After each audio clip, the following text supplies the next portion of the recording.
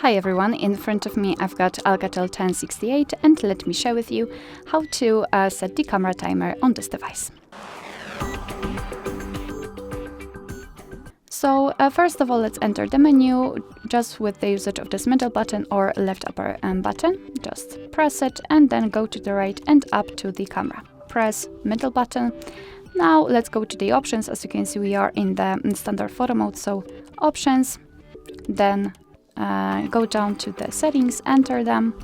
Here, let's go down, and as you can see, we've got the delay timer, so enter it, and we've got 4 different options, so off, 5, 10, and 15 seconds delay. So just choose the option you'd like to use and press the middle button. As you can see, it will be immediately set, and from now on your device will use the timer before taking a photo. Of course, you can turn it off the same way, so just enter it and choose off. Alright, so that will be all. Thank you so much for watching. I hope that this video was helpful, and if it was, please hit the subscribe button and leave the thumbs up.